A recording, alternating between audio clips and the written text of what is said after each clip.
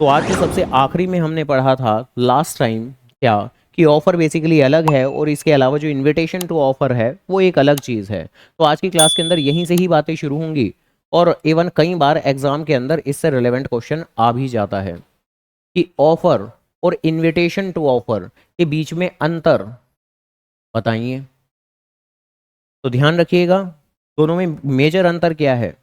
तो ऑफर के अंदर जैसे ही हम ऑफर दे रहे हैं तो उसी ही वक्त हम चाह रहे हैं, क्या चाह रहे हैं कि हमने अपनी टर्म्स क्लियर कर दी हैं और सामने वाला पर्सन तुरंत तभी के तभी कंसेंट दे दे, यानी इमीडिएटली कंसेंट लेने का हम उम्मीद करते हैं। हम ऑफर देते वक्त ही अपनी सभी टर्म्स एंड कंडीशन यानी कि दाम क्या रहेगा वगैरह वगैरह की बातें क्या रहेंगी वो क्लियर कर देते हैं while making a proposal, while making a offer. लेकिन इनविटेशन टू ऑफर तो क्या चीज़ है कि हम आपको इनवाइट कर रहे हैं कि आप आकर ऑफर करो। यानी जब हम इनविटेशन टू ऑफर करते हैं, न्यूज़पेपर में किसी तरह की एडवर्टीजमेंट हमने डाल दी या एक स्टेटमेंट ऑफ प्राइस मेन्यू या फिर इसी तरह की कोई भी चीज़ें होंगी तो वो इनविटेशन टू ऑफर है, क्योंकि उस दौरान जैसे हमने एग्जांपल के लिए शॉप के बाहर जो मैन एंड क्वीन पुतले खड़े रहते हैं तो वो भी एक इनविटेशन टू ऑफर है कि आप अंदर आएं और आकर पता करें कि इस पर्टिकुलर कमोडिटी की टर्म्स एंड कंडीशन क्या है और फिर आकर नेगोशिएशन करें फर्दर। ऑब्वियसली बाहर अगर किसी मेन्यू क्वीन यानी किसी पुतले के ऊपर आपने कोई भी कपड़े देख लिए और उसके ऊपर एमआरपी अगर 1,000 रुपये है तो क्या वो ऐसे सिचुएशन में हम ये कहेंगे कि सेलर की इंटेंशन ये है कि वो 1,000 रुपये में उसे बेचना चाहता है? तो जवाब है ना। हो भी सकता है वो 1,000 रुपये में बेचे, हो भी सकता है, और ऐसा भी हो सकता है वो अंदर जैसे ही आप आओ तो आप आकर बत कहो कि हाँ 1,000 नहीं बल्कि मैं तो 800 में खरीदना चाहता हूँ, 1,000 नहीं मैं तो 900 में खरीदना चाहता हूँ, मैं तो जस्ट 200 रुपये में खरीदना चाहता हूँ। तो यानी इनविटेशन टू ऑफर के अंदर मेन मुद्दे की बात की फर्दर नेगोशिएशंस पॉसिबल हैं। लेकिन जब बात आती है ऑफर की तो ऑफर के अंदर फर्दर नेगोशिएशन पॉसिबल नहीं होते। इवन अगर ऑफर के दौरान अगर कोई बात बोली गई है कि हाँ भाई मैं ये पर्टिकुलर चीज़ बेचना चाहता हूँ 5 लाख रुपए में, और बाई चांस सामने वाला पर्सन 5 लाख रुपए में एग्री नहीं हो रहा बल्कि वो थोड़ा कम बोलना चाहता है और वो बोल देता है मैं 5 नहीं बल्कि 4 लाख में खरीदूंगा, तो उसको तो हम काउंटर ऑफर पुकारते हैं जिसकी वजह से ओरिजिनल ऑफर खत्म हो जाता है। तो मेन मुद्दे की बात की ऑफर के दौरान ऑफर देते वक्त आप यही उम्मीद करते हो, सारा खेल जो चलता है वो इंटेंशन का चलता है, तो आपकी इंटेंशन नहीं होती फर्दर नेगोशिएशन की, मोल भाव की। लेकिन इनविटेशन टू ऑफर के अंदर तो आप इनवाइट कर रहे हो कि आप आओ, आकर ऑफर करो और हम फर्दर नेगोशिएट कर लेंगे। तो जरा आराम से, आमतौर पर ऑफर क्या है? ऑफर एक तरह का फाइनल एक्सप्रेशन है, किसकी तरफ से? ऑफरर की तरफ से, जिसके अंदर वो अपनी इच्छा प्रकट करता है, विलिंगनेस दिखाता है। कौन दिखाता है? ऑफरर दिखाता है कि वो बाइंड हो जाएगा ऑफर के द्वारा। अब ऑफर में उसने जो भी बातें बोली होंगी, अगर उसने कहा कि मैं 5 लाख रुपए में आपको सामान बेचने के लिए तैयार हूं और बाई चांस वो एग्री हो जाए, तो जैसे ही वो एग्री हो जाएगा तो मैं तुरंत बाइंड हो जाऊंगा कि अब तो मुझे बेचना ही पड़ेगा। तो ये एक फाइनल एक्सप्रेशन की तरह रहता है कि मैं 5 लाख रुपए में बेचना चाहता हूं, और अगर उसने एक्सेप्ट कर लिया तो तुरंत आप बाइंड हो जाओगे, अब तो आपको 5 लाख रुपए में बेचना ही पड़ेगा। ऑब्वियसली इनविटेशन टू ऑफर कोई फाइनल फाइनल एक्सप्रेशन नहीं है। बाहर आपने पुतले के ऊपर एमआरपी लगाया हुआ है 1,000 रुपए का, तो अंदर आकर अगर कोई कस्टमर आकर कहे मैं तो इसको 1,000 रुपए में खरीदूंगा ही खरीदूंगा, तो हो सकता है आप बोल दो कि नहीं, मैं नहीं बेचूंगा 1,000 रुपए में, ये तो पुराना एमआरपी है, अब तो मार्केट प्राइस बदल चुका है, 1,200 में मिलेगा। तो ऑब्वियसली जो इनविटेशन टू ऑफर है वो कोई फाइनल एक्सप्रेशन नहीं होता। ऑफर जो कि है वो फाइनल एक्सप्रेशन है। अगर सामने वाली पार्टी उसे एक्सेप्ट कर लेती है तो तुरंत जो ऑफरर है वो बाइंड हो जाता है, पूरी तरीके से बाउंड हो जाता है उस बात को फुलफिल करने के लिए। लिखा हुआ है ऑन द अदर हैंड जो ऑफर्स मेड, ऑफर में किए जाते हैं तो with the intention to negotiate और offer to receive offers are known as a invitation to offer. यानी जब कहीं भी अगर कोई ऐसे ऑफर किए जा रहे हैं जहां आपकी इंटेंशन है नेगोशिएट करने की, और या आप कोई ऐसा ऑफर कर रहे हो जिसमें आप फर्दर ऑफर रिसीव करो, तो वो इन्विटेशन टू ऑफर कहलाता है। यानी आपने स्टेटमेंट ऑफ प्राइस यानी किसी चीज का मेन्यू लिख दिया है, दे दिया है कस्टमर को, तो वो एक तरीके का, वैसे देखा जाए तो मतलब लीगैलिटी के पॉइंट ऑफ व्यू से नहीं, लेकिन वैसे एक ऑफर ही है। लेकिन वो एक ऐसा ऑफर है, वो एक ऐसा मेन्यू कार्ड है जिसे देखकर आप ऑफर करोगे। तो बेसिकली इनविटेशन टू ऑफर क्या है? एक ऐसा ऑफर जो फर्दर आपको इंड्यूस करता है, इन्फ्लुएंस करता है कि आप ऑफर करो। तो बेसिकली जब कहीं भी इंटेंशन होती है फर्दर नेगोशिएशन की, या आप ऑफर दे रहे हो जिससे कि रिसीव करो आप ऑफर, तो उसको पुकारते हैं हम इनविटेशन टू ऑफर। जब कहीं भी एक पार्टी विदाउट एक्सप्रेसिंग, जब कहीं भी वो नहीं कर रही एक्सप्रेस अपनी फाइनल विलिंगनेस, तो तब आप उस तरह की स्थिति में आप उसको इनविटेशन टू ऑफर बोल देते हैं। इसके अलावा इसके अलावा इसके अलावा सीधा इतने सारी की सारी बातें पढ़ ही ली हैं, तो अब सीधा एग्जाम के अंदर अगर बाई चांस इन दोनों का डिफरेंस आएगा तो क्या कुछ लिखेंगे, तो सीधा वही बात करते हैं, क्योंकि एग्जाम में ऐसा पैराग्राफ वाइज तो प्रेजेंटेशन नहीं देने वाले हम। तो टेबुलर वाइज प्रेजेंटेशन देंगे हम, जहां सबसे पहले हम मीनिंग की बात करेंगे, फिर इंटेंशन की बात करेंगे, फिर सीक्वेंस सीक्वेंस की बात करेंगे। जहां ऑब्वियस सी बात है कि सबसे पहले इंटेंशन पर आते हैं, और जहां इंटेंशन तो बड़ी क्लियर सी होती है, जहां ऑफर के अंदर तो इंटेंशन होती है कि सामने वाला एक्सेप्ट करे और तुरंत मैं बाउंड हो जाऊं ऑफर के अंदर। लेकिन इनविटेशन टू ऑफर के अंदर तो इंटेंशन क्या होती है, इंटेंशन होती है कि हम तो इनवाइट कर रहे हैं कि आप ऑफर करें। यानी वहां इंटेंशन होती है क्या, कि हम सामने वाली पार्टी को इनवाइट कर रहे हैं कि आप आओ, ऑफर दो, नेगोशिएट करेंगे हम। ये कोई फाइनल एक्सप्रेशन नहीं होता। तो जब बात करेंगे इंटेंशन की, तो इफ, जब ऑफर की बात होगी, तो if a person who makes a statement that he has the intention to be bound, उसकी इंटेंशन ही है बाउंड होने में। बाउंड मतलब कि आप किसी काम को करने के लिए बाध्य हो जाओ कि आपको करना ही पड़ेगा।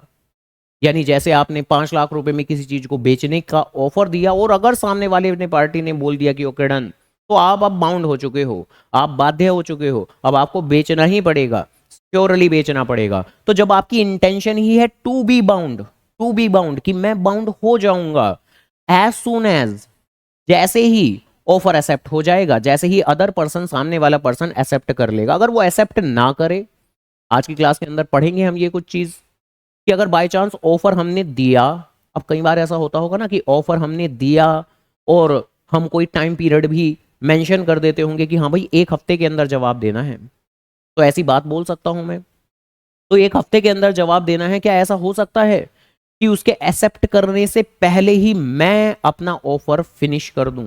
फिनिश कर दूं मतलब कि अब नहीं है मेरे बेचने की इच्छा। ऑब्वियसली अगर उसने एक बार एक्सेप्ट कर लिया, मैंने बोला था 1 हफ्ते के अंदर जवाब दे देना, और उसने कल ही जवाब दे दिया कि हाँ भाई हाँ ठीक है मैं खरीदने के लिए तैयार हूं, तब आप अपने ऑफर को वापस विड्रॉ नहीं कर सकते। एक वर्ड होता है withdrawal of offer, revocation of offer. Revoke का मतलब होता है खत्म करना। तो आप अपनी ऑफर को क्या खत्म कर सकते हो? हाँ कर सकते हो, उसकी मंजूरी से पहले। हाँ, एक बार अगर उसने मंजूरी दे दी, तब तो तुरंत ऑन द स्पॉट कॉन्ट्रैक्ट बन जाता है, फिर आप नहीं पलट सकते, ना सामने वाली पार्टी और ना आप। और अगर पलटोगे तो उस तरह की सिचुएशन को हम पुकारेंगे ब्रीच ऑफ अ कॉन्ट्रैक्ट, कि आपने कॉन्ट्रैक्ट का उल्लंघन कर दिया, और तब तो कुछ रेमेडीज, पेनल्टीज जैसी कुछ बातें जरूर होंगी। लेकिन अब आपने ऑफर दे दिया, तो क्या ऑफर देते ही आप बाध्य हो जाते हो? क्या नहीं, जब तक वो ऑफर एक्सेप्ट नहीं होगा तब तक बाध्य नहीं होंगे। तो जब तक आपने ऑफर दिया और उसने बाई चांस एक्सेप्ट नहीं किया, वो सोच रहा है अभी तो 1 हफ्ते का टाइम है, तो उसने रिप्लाई नहीं दिया कुछ भी, यानी उसने एक्सेप्टेंस नहीं दी, तो उसके एक्सेप्टेंस से ही पहले क्या पता आपका मन बदल जाए। तो क्या आप अपना मन बदल सकते हैं? बिल्कुल बदल सकते हैं, मन को तो नहीं रोकेगा लो। तो मन बदल सकते हो, आप अपने ऑफर को रिवोक कर सकते हो, लेकिन बाउंड कब हो जाओगे? अगर एज सुन एज, जैसे ही जल्द से जल्द एक्सेप्टेंस मिल जाएगी, तो तुरंत तभी की तभी आप बाउंड हो जाते हो। तो ऐसे करके कुछ और बातें भी पढ़नी है आज की क्लास में हमें। तो a person who makes a statement has the intention, एक ऐसी स्टेटमेंट जिसमें उसकी इंटेंशन है कि मैं बाउंड हो जाऊंगा जैसे ही सामने वाला पर्सन एक्सेप्ट कर लेगा। जबकि यहां यहां तो ऐसी कोई इंटेंशन नहीं होती, यहां पर तो इंटेंशन होती है if a person has a intention of negotiating, कि आप आओ, ऑफर दो, और हम फर्दर नेगोशिएट करेंगे, मोल भाव करेंगे टर्म्स को लेकर, टर्म्स को लेकर। तो ऐसे में उसको इनविटेशन टू ऑफर कह देते हैं। तो उम्मीद करता हूं ये इंटेंशन वाली बात तो क्लियर हो गई होगी। और बेसिकली क्योंकि यही सबसे ज्यादा एक मेन बात है ऑफर और इनविटेशन टू ऑफर में, तो यही कारण है कि जब बात आएगी डेफिनेशन की, तो डेफिनेशन में भी लगभग सिमिलर बात ही आपको मिलने वाली है, बस लिखने का तरीका थोड़ा ज्यादा रहेगा। ऑफर एक तरीके का फाइनल एक्सप्रेशन होता है, ये तो नहीं होता फाइनल एक्सप्रेशन, ये तो without expressing his final willingness होता है, इसमें तो नहीं होता फाइनल एक्सप्रेशन। ये तो एक फाइनल एक्सप्रेशन होता है किस चीज का? कि मैं अपनी इच्छा जाहिर कर रहा हूं, किसके द्वारा? ऑफरर के द्वारा। किस की? क्या? कि मैं बाउंड हो जाऊंगा, बाउंड हो जाऊंगा जैसे ही सामने वाली पार्टी, अदर पार्टी उसे एक्सेप्ट कर लेगी। तो ऑफर क्या होता है? एक फाइनल एक्सप्रेशन होता है किस चीज का? अपनी इच्छा का। और किस चीज की इच्छा हो सकती है? किसी भी चीज की, टू डू समथिंग या एब्सटेन फ्रॉम डूइंग समथिंग। तो उसकी कुछ इच्छा है और वो इच्छा फाइनल इच्छा है, फाइनल एक्सप्रेशन की तरह है। अगर उसने, सामने वाले ने एक्सेप्ट कर लिया तो तुरंत मैं बाउंड हो जाऊंगा। तो डेफिनेशन के अंदर जो कीवर्ड हमारे निकल के आते हैं, again final expression of what? Willingness. और जैसे ही वो एक्सेप्ट हो जाएगा तो मैं बाउंड हो जाऊंगा। जबकि यहां तो क्या है, ये तो कोई फाइनल एक्सप्रेशन नहीं है विलिंगनेस का। यहां पर तो कुछ टर्म्स थोड़ी बहुत जरूर बता दी गई हैं, लेकिन उन टर्म्स पे ही offerer is willing to negotiate, वो तैयार है नेगोशिएट करने के लिए। यहां ऑब्वियसली वो तैयार नहीं है नेगोशिएट करने के लिए, वहां पर तो इसने अपनी बात रख दी है। इवन इसने अपनी बात रख दी है ऑफर देने के दौरान। अगर बाय चांस वो टर्म्स को बदलेगा तो वो तो काउंटर ऑफर कहलाएगा, जिससे ओरिजिनल ऑफर फिनिश हो जाता है, खत्म हो जाता है। तो यहां पर तो उसकी फाइनल एक्सप्रेशन रहती है, लेकिन यहां पर तो बेसिकली वो नेगोशिएट करने के लिए तैयार है। वो कोई ऑफर नहीं दे रहा है, बट ओनली इनवाइट्स, सिर्फ इनवाइट कर रहा है कि other party to make an offer on those terms. तो वो सिर्फ और सिर्फ दूसरी पार्टी को इंड्यूस कर रहा है, इन्फ्लुएंस कर रहा है कि आप आकर ऑफर दो। मैंने तो कुछ रख दिया, कुछ रख दिया। कुछ क्या हो सकता है? वही मेन्यू कार्ड हुआ रेस्टोरेंट के केस में, या फिर शॉप के बाहर के जो पुतले खड़े हैं मैनिक्विन, तो वो हुए हैं हमारे। इसके अलावा सीक्वेंस तो लिखा हुआ है, एक invitation to offer is always an act precedent to offer. इसका क्या मतलब? ये प्रीसिडेंट क्या होता है? प्रीसिडेंट का मतलब किसी काम से पहले जो होता है। ऑब्वियसली पहले इनविटेशन टू ऑफर दिया जाता होगा, बाद में ऑफर आता है, या पहले ऑफर आता है बाद में इनविटेशन टू ऑफर आता है? तो पहले इनविटेशन टू ऑफर होता है, आप इनवाइट करते हो सामने वाली पार्टी को कि जी आप ऑफर दो, फिर सामने वाली पार्टी आती है दुकान के अंदर, आकर ऑफर देती है। तो बेसिकली ये जो इनविटेशन टू ऑफर है, ये ऑफर से पहले का एक एक्ट है, काम है। तो invitation to offer is always an act, किससे पहले? ऑफर से पहले। तो प्रेसिडेंट टू ऑफर। ऑफर क्या है? तो लिखा हुआ है कि an offer can not B an act, ये काम नहीं हो सकता precedent to invitation of offer, यानी ऑफर इनविटेशन टू ऑफर से पहले नहीं हो सकता, हमेशा बाद में ही होगा। इवन यहां पर तो इन्होंने नेगेटिव सेंस में इस बात को लिखा कि ऑफर जो कि है इनविटेशन टू ऑफर से पहले नहीं हो सकता। अगर इसी ही सेम बात को हमें दूसरे तरीके से भी लिखना हो, कैसे लिखना हो कि ऑफर हमेशा बाद में होता है, इनविटेशन टू ऑफर के बाद में होता है, तो हम लिख सकते थे कि ऑफर इज एन एक्ट, ये एक काम है जो इसके बाद होता है। अब पहले को तो हम प्रीसिडेंट कहते हैं, बाद को क्या कहते हैं? बाद को कॉन्सिक्वेंट कह सकते हैं। कॉन्सिक्वेंस, कॉन्सिक्वेंस परिणाम जो बाद में ही निकलता है, तो कॉन्सिक्वेंस से वर्ड निकलता है कॉन्सिक्वेंट। तो offer is an act which is consequent to invitation to offer. Invitation to offer के कॉन्सिक्वेंस में, रिजल्ट के तौर पर बाद में ही ये ऑफर दिया जाता है। तो ये वाली बातें भी लिखी जा सकती हैं। तो डन पेपर में अगर डिफरेंस आता है तो डिफरेंस के ऊपर ऑब्वियसली काम तो करना पड़ेगा, याद तो करना पड़ेगा, लेकिन उम्मीद करूंगा समझ में तो आ गया होगा। देन इसके बाद में आप आगे बढ़ते हैं, एक्सेप्टेंस। लास्ट क्लास तो ऑफर के ऊपर लगाई थी, आज की आगे की पूरी पूरी क्लास हमारी एक्सेप्टेंस के ऊपर ही जाने वाली है, मंजूरी। अब मंजूरी का मतलब तो हम लोग जानते ही हैं क्या। जैसे ऑफर के अंदर जो पर्सन है वो अपनी इच्छा प्रकट करता था किसी काम को करने की या किसी काम को ना करवाने की। हाँ, ऑफर के अंदर ये बात बहुत इंपॉर्टेंट थी कि हम चाहते थे with a view to obtaining assent of that other person, कि हम सामने वाले पर्सन की एसेंट ले, मंजूरी ले। अब मंजूरी ले तो मंजूरी यानी एक्सेप्टेंस, यानी एक तरह से एसेंट, उसकी ही डेफिनेशन की बात कर रहे हैं। और ये तो काफी ज्यादा आसान ही है, लिटरली ये तो आसान है, इसकी डेफिनेशन ज्यादा कोई मुश्किल बिल्कुल भी नहीं है। तो पहली बात तो आमतौर पे मतलब एक्सेप्टेंस देगा कौन?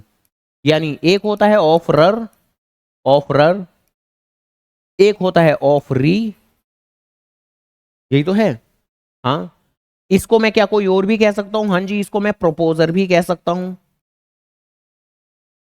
क्योंकि ये प्रपोजल देता है। इसको भी क्या कुछ और कह सकता हूं? हाँ जी, इसको भी कह सकता हूं, इसको एक्सेप्टर कह सकता हूं, क्योंकि यही तो वो पर्सन है जो एक्सेप्टेंस देता है, मंजूरी देता है। तो बेसिकली इसको एक्सेप्टर भी कह सकते हैं हम, क्योंकि ये एक्सेप्टेंस देता है, मंजूरी देता है, एक्सेप्ट करता है चीजों को, तो ऐसे करके। तो सबसे पहली बात, ये जो ये एक्सेप्टेंस है ये कौन करता है, किसके द्वारा की जाती है? तो when the person to whom proposal is made, जिस पर्सन को प्रपोजल दिया गया है वो सिग्निफाई करता है क्या? अपनी एसेंट, अपनी एसेंट, अपनी मंजूरी, किसको? देयरटो। देयरटो मतलब जो बात बोली गई है, किसी काम को करना या किसी काम को ना करना, तो उस पर उसने मंजूरी दी है। तो वैसे ये देयरटो वर्ड भी इंपॉर्टेंट हुआ आपके लिए, ध्यान रखिएगा। When the person to whom proposal is made, जब एक इंसान जिसको प्रपोजल दिया गया है, जिसको ऑफर दिया गया है, वो सिग्निफाई करता है, यानी बताता है। अब यहां पर एक बार फिर सिग्निफाई वर्ड लिखा हुआ है, टेल्स जैसे शब्द तो नहीं लिखे। सिग्निफाई करने का मतलब किसी भी तरह से बताना, लिखकर, बोलकर, अपने कंडक्ट से, अपने बिहेवियर से। जैसे कि वो कुली वाले एग्जांपल के अंदर ऑब्वियसली हमने भी क्या एक्सेप्टेंस दी थी। हाँ बिल्कुल दी थी, मतलब बोलकर नहीं दी थी, लिखकर नहीं दी थी, बट उसने जब सामान उठा लिया था और हम भी सीधे सीधे चल पड़े उसके साथ तो वो एक्सेप्टेंस ही थी हमारी, अपने कंडक्ट से दे दी थी। क्योंकि ऑब्वियसली मतलब क्या, मतलब वो क्या, मतलब परोपकार कर रहा होगा कुली हमारे ऊपर? नहीं, उसने सामान उठाया है, कुली की ड्रेस पहनी हुई है, तो वो अपना काम कर रहा होगा। अगर हमें नहीं उठवाना था उससे सामान, तो हम तभी के तभी फिर फूट पड़ सकते थे ना, कुछ भी बोल सकते थे, कुछ भी, कि हाँ भाई नहीं मैं खुद ले जाऊंगा। लेकिन हमने अगर कुछ भी नहीं कहा, तो कुछ ना कह के भी बहुत कुछ कह दिया। हमने सिग्निफाई कर दिया अपने कंडक्ट से, अपने बिहेवियर से, कि मैं मंजूर करता हूं इस बात को कि लेके चलो मेरा सामान। खैर, तो signifies is assent thereto, तो ऐसे में proposal is set to be accepted, proposal को एक्सेप्टेड कह दिया जाएगा। और जैसे कि शुरुआत वाली बातों क्लासेस में हमने कहा था कि जैसी ऑफर एक्सेप्ट हो जाता है तो प्रॉमिस बन जाता है। और तो proposal when accepted becomes a promise, तो वादा बन जाता है। तो ऐसे करके कुछ बातें हैं। तो इसकी डेफिनेशन कंपैरेटिवली आसान है, ज्यादा मुश्किल बिल्कुल भी नहीं है। हालांकि फिर एक्सेप्टेंस को लेके ऑब्वियसली इसके भी तो होंगे लीगल रूल्स जैसे ऑफर को लेके कुछ लीगल रूल्स थे, तो एक्सेप्टेंस को लेके भी कुछ लीगल रूल्स होंगे, जहां कुछ बहुत ज्यादा आसान है और कुछ में थोड़ी बहुत बातें एक्स्ट्रा करनी पड़ेंगी हमें। तो सबसे पहले तो एक्सेप्टेंस देगा कौन? देगा कौन बहुत ज्यादा आसान है। Acceptance can be given, definition में भी लिखा हुआ है कौन देगा एक्सेप्टेंस। तो when the person to whom proposal is made, जिसको ऑफर दिया गया है वही तो मंजूरी देगा। उसका बेटा, उसके पिताजी, उसके उसका उसका, उसका कोई दोस्त, वो देगा क्या एक्सेप्टेंस? नहीं, वही देगा। जिसको ऑफर दिया गया है वही मंजूरी देगा। अगर उसकी डेथ हो जाती है तो क्या उसके घर वाले दे सकते हैं? नहीं दे सकते, नहीं दे सकते, बिल्कुल नहीं दे सकते। हाँ, अगर देना है तो मुझे दोबारा से फ्रेश ऑफर उन्हें देना पड़ेगा, ध्यान रखिएगा। यानी अगर असल जिंदगी की बात करें तो मतलब चीजें फिर ऐसे चलेंगी। ऐसा नहीं होगा कि हाँ कि मैंने तो अपनी बात रखी थी तो अब तुम बताओ जवाब। तो ओरिजिनल ऑफर तो तभी के तभी लैप्स हो गया था आपका, ठीक है जी।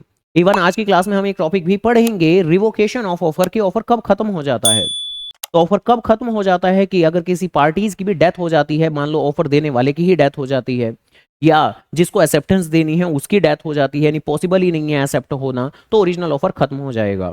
डेथ की हो जाना, इंसैनिटी, इंसैनिटी मतलब मानसिक तौर पर पागल हो जाना, अनसाउंड माइंड हो जाना, ठीक है। तो अगर इस तरह की कोई भी बातें होंगी तो ऑफर लैप्स हो जाता है। ऑफर की एक्सेप्टेंस कौन देगा? बहुत ज्यादा आसान बात है कि acceptance can be given only by the person to whom offer is made, जिसको ऑफर दिया गया है भैया वही मंजूरी देगा। देखो कॉन्ट्रैक्ट की परफॉर्मेंस, एक वर्ड होता है कॉन्ट्रैक्ट की परफॉर्मेंस, कि भाई आपने ऑफर दिया, इन्होंने एक्सेप्टेंस की, किन्होंने एक्सेप्टेंस की? जिसको ऑफर दिया गया था। हाँ, बाद में जब बात आएगी कॉन्ट्रैक्ट की परफॉर्मेंस की, तो कॉन्ट्रैक्ट की परफॉर्मेंस जरूरी नहीं है कि ये पार्टी खुद ही करें। कई बार ऐसा हो सकता है कि सपोज करो इसने बोला था कि मैं सामान बेच दूंगा, इसने बोला था कि मैं पेमेंट करूंगा, तो दोनों की तरफ से परफॉर्मेंस क्या क्या है कि इसको सामान भिजवाना है और इसको पेमेंट करनी है। तो कई बार जब बात आएगी, एक एक वर्ड आएगा परफॉर्मेंस ऑफ कॉन्ट्रैक्ट, जिसका मतलब है कि अपना अपना काम परफॉर्म करना है आपको।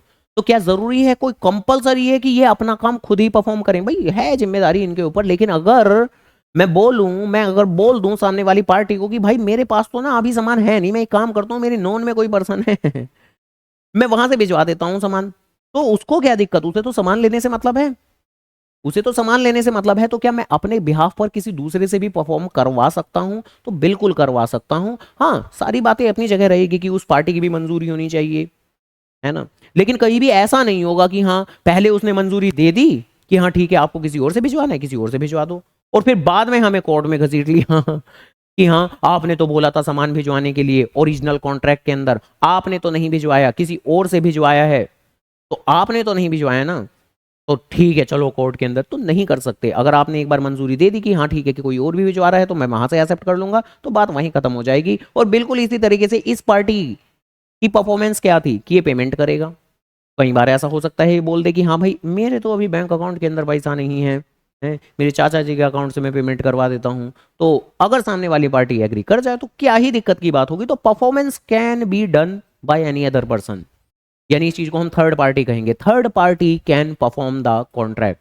हालांकि कंसेंट होनी चाहिए, अगेन असेंट होनी चाहिए, तो कैन परफॉर्म, लेकिन एक्सेप्टेंस नहीं होगी किसी दूसरे इंसान के द्वारा कि आपने ऑफर दिया और मंजूरी कोई और ही दे रहा है, मंजूरी कोई और ही दे रहा है, उसको तो ऑफर दिया ही नहीं गया था। तो ऑब्वियसली ऐसा नहीं होने वाला है, ठीक है। अगर ऐसा असल जिंदगी में करवाना है तो वो जो थर्ड पर्सन है अगर उसी को देनी है मंजूरी तो हमें उसको ऑफर देना पड़ेगा दोबारा से। मैंने ऑफर दिया मिस्टर बी को और एक्सेप्ट कर रहा है मिस्टर सी, तो नहीं चलेगा काम इन फैक्ट्स के अंदर। तो एक्सेप्टेंस वही देगा जिसको ऑफर दिया गया है। इसके अलावा ये भी बात जरा ध्यान से सुन लीजिएगा, ये भी काफी ज्यादा इंपॉर्टेंट है। लिखा हुआ है offer acceptance, acceptance must be absolute and unqualified.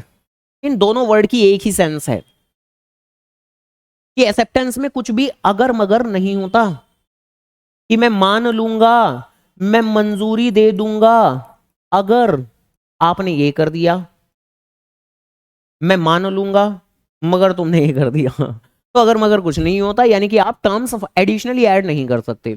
यानी आपने बोला कि मैं 5 लाख रुपए में बेचना चाहता हूं, अब आप बोल रहे हो 5 लाख रुपए में, अच्छा हाँ मैं खरीद तो लूंगा, लेकिन, यानी लेकिन वाली बात आप ऐड नहीं कर सकते। अगर आपने ऐड की, भाई असल जिंदगी में क्या ऐड होती है, बिल्कुल होती है। तो अगर आप ऐड करते हो तो ऐसे में तो ओरिजिनल ऑफर की टर्म्स पर तो एग्री नहीं हो रहे ना आप। ओरिजिनल ऑफर में सिर्फ इतनी बात बोली गई थी कि मैं 5 लाख रुपए में ये सामान बेचना चाहता हूं। अगर आप बोल रहे हो कि हाँ मैं 5 लाख रुपए में तो खरीद लूंगा, लेकिन आपको अलग से मुझसे भी थोड़ा सा मेरा सामान लेना पड़ेगा। तो अगर आप कोई भी इस तरह की बातें बोल रहे हो, सपोज करो भाई यहाँ इनका शू का बिजनेस है, ये शूज बेच रहे हैं, हमारा थोड़ा कोई और भी बिजनेस है, इलेक्ट्रॉनिक का भी बिजनेस है, तो हम बोल रहे हैं कि हमसे भी थोड़ा सा खरीद लेना फिर, ठीक है। तो अगर आप कुछ भी एडिशनली ऐड कर रहे हो तो आप ओरिजिनल ऑफर को ऑब्सोल्यूटली तो एक्सेप्ट नहीं कर रहे, बल्कि एक तरीके से काउंटर ऑफर दे रहे हो। तो काउंटर ऑफर दे रहे हो तो ओरिजिनल ऑफर तो तभी के तभी एक्सेप्ट नहीं हुआ, बल्कि एक तरह से काउंटर ऑफर दे रहे हो कि हाँ मैं आपसे तो सामान ले लूंगा लेकिन आपको मुझसे भी थोड़ा सा लेना पड़ेगा। नाउ अब तो एक फ्रेश ऑफर क्रिएट हुआ है जो अब ओरिजिनल ऑफरर के ऊपर डिपेंड है कि वो एक्सेप्ट करेगा या नहीं। अगर करेगा तो बाद वाले ऑफर की वजह से कॉन्ट्रैक्ट बन जाएगा, बट ओरिजिनल ऑफर तो गया ना तेल लेने। यानी ओरिजिनल ऑफर जिसके अंदर सिर्फ 5 लाख रुपए में सामान बेचने की बात कही गई थी, उससे तो कॉन्ट्रैक्ट सिर्फ एक ही स्थिति में बन सकता है, कब, जब ये कुछ भी अगर मगर की बातें ना करे। अगर इसने अगर मगर की कोई भी बातें की, कुछ भी कंडीशंस लगाई, कुछ भी कंडीशंस लगाई, तो ऐसे में ओरिजिनल ऑफर तुरंत खत्म हो जाएगा। तो एक वैलिड और सही एक्सेप्टेंस क्या है कि आप कंडीशंस नहीं लगा सकते, क्योंकि अगर आप कंडीशंस लगा रहे हो तो एक फ्रेश काउंटर ऑफर क्रिएट हो जाता है। तो इसलिए यहां पर बात लिखी गई है कि भाई आप एडिशनल कंडीशन नहीं लगा सकते। जैसे कि इसका एक example, A enquires from B कि will you purchase my car for 2 lakh. B ने रिप्लाई किया कि हाँ मैं खरीद लूंगा, 2 लाख में ही खरीद लूंगा। लगा दी अगर वाली बात। अगर अगर तुम भी खरीद लोगे मेरी मोटरसाइकिल 50,000 रुपए में, तो ध्यान रखिएगा उसने ऊपर ऊपर से देखा जाए तो मंजूरी तो दी है, लेकिन मंजूरी में कुछ एक्स्ट्रा लाइन बोल दी है, जिस एक्स्ट्रा लाइन बोलने की वजह से ओरिजिनल ऑफर को तो एक्सेप्ट नहीं किया है, बल्कि अपनी तरफ से काउंटर ऑफर दे दिया है। तो इसलिए ही यहां पर आखिरी में लिखा हुआ है B can not be considered to have accepted the proposal. Original proposal को तो एक्सेप्ट नहीं किया उसने, बल्कि अपनी तरफ से एक नया ऑफर क्रिएट कर दिया। काम दिया था एक्सेप्टेंस का, काम कर रहे हैं नया ऑफर देने का। खैर, तो उम्मीद करूंगा ये बात समझ में आ गई होगी। अगली बात, ये तो काफी ज्यादा आसान है, ये तो आसान ही तो है भाई। ऑफर में भी तो पढ़ा था हमने कि ऑफर मस्ट बी कम्युनिकेटेड। वो कम्युनिकेट तो करोगे ही, आप बताओगे तो हो ही, जानकारी में तो दोगे ही। जानकारी बहुत इंपॉर्टेंट है, क्योंकि जानकारी की वजह से ही हमने वो क्रॉस ऑफर वाली बात बोली थी कि अगर जानकारी में नहीं है, विद द नॉलेज नहीं है, तो वैलिड कॉन्ट्रैक्ट नहीं बन पाता। तो जानकारी में तो देना ही पड़ेगा आपको। ऑफर आप सामने वाले को कम्युनिकेट करोगे और एक्सेप्टेंस सामने वाला ऑफरर को कम्युनिकेट जरूर करेगा। कम्युनिकेशन का वक्त, कम्युनिकेशन से होता क्या है, तो वो सब कुछ आज की क्लास में पढ़ेंगे हम लोग। तो ये वैसे ऊपर ऊपर से तो काफी ज्यादा आसान बात है कि कम्युनिकेट होना चाहिए। अगली बात, एक्सेप्टेंस आप प्रिस्क्राइब मोड में दोगे, साथ ही साथ स्पेसिफाइड टाइम में दोगे। अगर कोई मोड प्रिस्क्राइब किया है, अगर कोई टाइम लिमिट स्पेसिफाई की है, प्रिस्क्राइब करना स्पेसिफाई करना दोनों एक ही बातें होती हैं, ध्यान रखिएगा। तो अगर सपोज करो ऑफरर ने ही शुरुआत में ही बोल दिया है कि हाँ भाई जो आप एक्सेप्टेंस दोगे ना, ईमेल के जरिए देना, जो आप एक्सेप्टेंस दोगे ना 7 दिन के अंदर अंदर देना, तो ठीक है, फिर एक्सेप्टेंस के रूल्स क्या रहेंगे कि भाई आप फिर ईमेल में ही दोगे ना एक्सेप्टेंस। अगर आपने ईमेल के बजाय किसी और मोड से दी, ओरल दी, टेलीफोनिक दी, तो ऐसे में वो एक वैलिड एक्सेप्टेंस नहीं रहेगी। आपने 7 दिन के अंदर नहीं दी तो वो एक वैलिड एक्सेप्टेंस नहीं रहेगी। 7 दिन से पहले दी वैलिड है, 7 दिन में दी वैलिड है, 7 दिन के बाद दी वैलिड नहीं है। और ऑब्वियसली यहां ये जो टाइम वाली बात है, टाइम वाली बात के अंदर भाई अगर आपने ऑफर के अंदर ये बताया था, अगर आपने ऑफर के अंदर ये बताया था कि 7 दिन के अंदर अंदर देना, तो ठीक है 7 दिन के अंदर अंदर देंगे।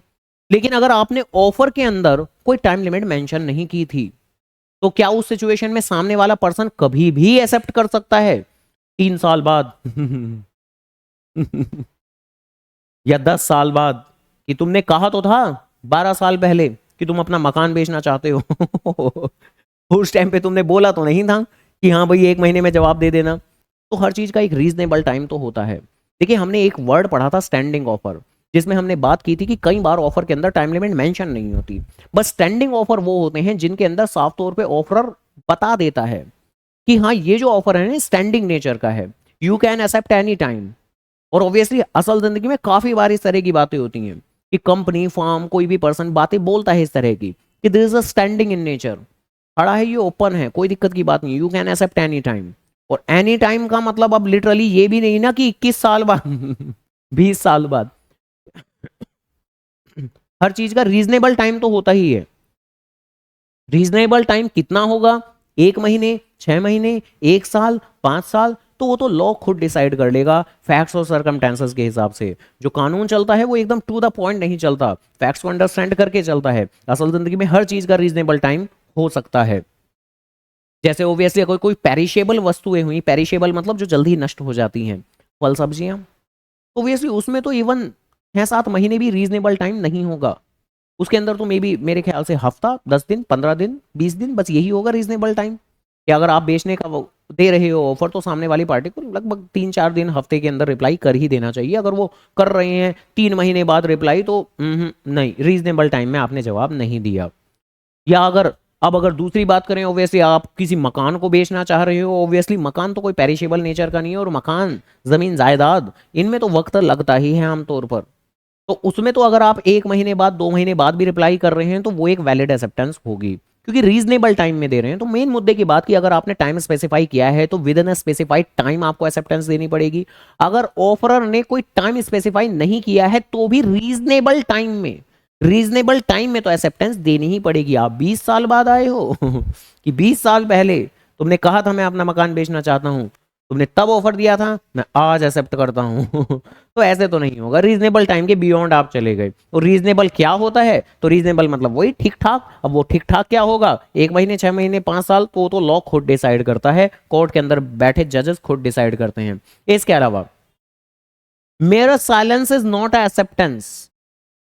भाई एक्सेप्टेंस बहुत बड़ी चीज है, क्योंकि हम जानते हैं क्या कि जैसे ही ऑफर दिया जाता है और सामने वाला पार्टी अगर एक्सेप्ट कर लेता है, तो आमतौर पर लगभग तुरंत कॉन्ट्रैक्ट ही बन जाता है, क्योंकि कंसिडरेशन तो होती ही है आमतौर पर। और आमतौर पर तो आप ऐसी किसी घटिया चीजें जो इलीगल हो या सोशल हो, उनका तो कॉन्ट्रैक्ट बना नहीं रहे होगे।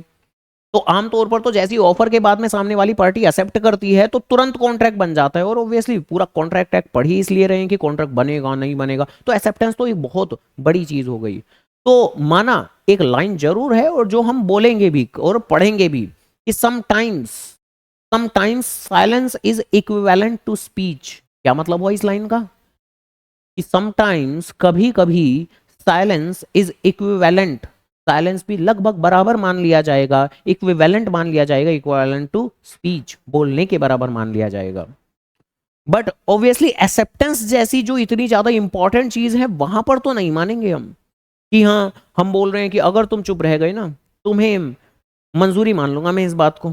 ऐसे कैसे मैंने तो अपनी बात रख दी, अगर तुम चुप रह गए तो मैं तो इसे मंजूरी मान लूंगा, तो ऐसी बातें नहीं रहेंगी। तो mayor silence is not acceptance. कभी भी आप सामने वाली की चुप्पी को हाँ नहीं मानोगे, ना ही मानोगे।